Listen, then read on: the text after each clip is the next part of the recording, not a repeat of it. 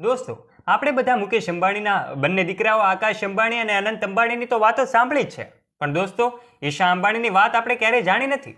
ઈશા અંબાણી પણ એ લાઇમલાઇટની નજીક રહેતી હોય છે. ત્યારે દોસ્તો, મુકેશ અંબાણી અને નીતા અંબાણીની આ દીકરી ક્યાં સાસરે છે અને તેનું કયું ગામ છે? દોસ્તો, એવું કહેવામાં આવી રહ્યું છે કે એક નાનકડા ગામમાં આ રહેવાસી છે. ત્યારે દોસ્તો, આજના વિડીયોમાં આપણે આ તમામ બાબતો વિશે વાત કરીશું કે આખરે મુકેશ અંબાણીની દીકરી ઈશા અંબાણી એ ક્યાં સાસરે છે અને કયા પરિવારના આંગણે એ વહુ બની છે. આજના વિડીયોમાં આ તમામ બાબતો વિશે વાત કરીશું. દોસ્તો, એમ કહી શકાય કે આનંદ પિરામલ ગ્રુપના સંસ્થાપક શેઠ પિરામલના પ્રપૌત્ર અને અજય પિરામલના પુત્ર છે.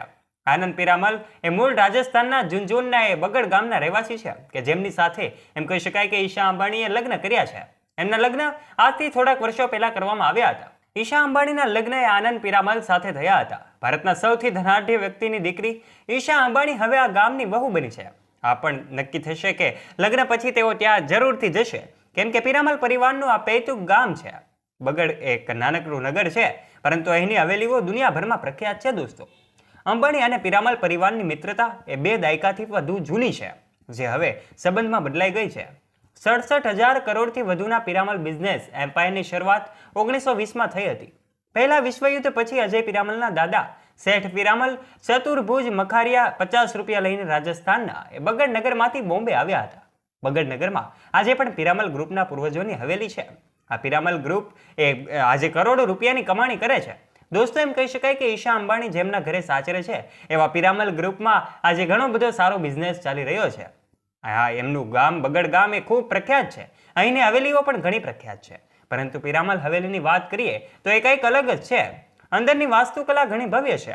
એવું માનવામાં આવે છે કે આ હવેલીની અત્યારે હોટલ તરીકે ઉપયોગમાં લેવામાં આવે છે, જેમાં ટુરિસ્ટ આવીને રહી શકે છે. આ પૂર્વજોની હવેલી આજે પણ પિરામલ ગ્રુપની નજીક છે. રાજસ્થાનના મોટા મોટા શેઠ, શાહુકારો અને ધનાઢ્ય વ્યક્તિઓએ તેમના નિવાસ સ્થળ માટે એ વિશાળ હવેલીઓનું નિર્માણ કરાવ્યું હતું. આ હવેલીઓ બહુમાળી છે. હવેલીઓ અતિ ભવ્ય વાસ્તુકલાની દ્રષ્ટિએ ભિન્નતા સાથે કલાત્મક છે. ઝુંઝુનના નગરમાં આવેલી વિશાળ હવેલીઓ આજે પણ વાસ્તુકલાનું ઉત્તમ ઉદાહરણ પ્રસ્તુત કરે છે કે જેમાં પિરામલ ગ્રુપ પ્રાથમિકતામાં ત્યાં વસવાટ કરતું હતું. આ રાજસ્થાનની હવેલીઓ તેમની બાલ્કની, દરવાજા અને બારીઓ પરની બારીક અને ઉમદા નકશીકામ અને એમના પર ઉભરેલા ચિત્રો માટે પ્રસિદ્ધ છે.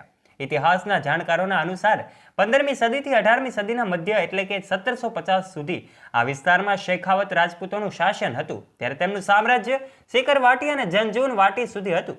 શેખાવત રાજપૂતોના શાસનવાળા વિસ્તારને શેખાવાટી કહેવાતું હતું, પરંતુ ભાષા, બોલી, રહેન કહેન, ખાણીપીણી, વેશભૂષા અને સામાજિક સાંસ્કૃતિક રીતિ રિવાજો એક સરખા હોવાના કારણે ઝુંઝુન અને ચૂરુ પણ શેખાવટીનો ભાગ ગણાતા. દોસ્તો, એમ કહી શકાય કે આ પિરામલ ગ્રુપ આજે વિશ્વમાં એ ધનાઢ્ય વ્યક્તિઓની યાદીમાં સ્થાન પામ્યું છે, જેની વહુ અંબાણી પરિવારની દીકરી એટલે કે ઈશા અંબાણી બની છે. મુકેશ અંબાણી અને નીતા અંબાણીના બંને દીકરાના લગ્ન થઈ ચૂક્યા છે. અનંત અંબાણી એ હમણાં જ ગત તારીખ 12 જુલાઈના રોજ એ લગ્નના પવિત્ર બંધનમાં બંધાયા હતા, જ્યારે આકાશ અંબાણીના લગ્ન એ ઈશા અંબાણીના લગ્ન સાથે થયા હતા. આજે તેઓ ખૂબ સારું દાંપત્ય જીવન જીવી રહ્યા છે. ત્યારે દોસ્તો, ઈશા અંબાણી પણ આનંદ પિરામલ સાથે ખૂબ સારું જીવન જીવે છે અને બંને એ હંમેશા લાઇમલાઇટની નજીક રહેતા હોય છે. ત્યારે દોસ્તો, મુકેશ અંબાણી અને નીતા અંબાણીની આ દીકરી ઈશા અંબાણી વિશે લોકો જાણવા માટે ઉત્સુક હોય છે. આજના વિડીયોમાં અમે તમામ બાબતો વિશે વાત કરી કે આખરે ઈશા અંબાણી પિરામલ ગ્રુપની વહુ છે અને આજે તે ક્યાં જીવન જીવી રહી છે અને કેવું જીવન જીવી રહી છે. આ તમામ બાબતો વિશે તમને માહિતી મળી છે.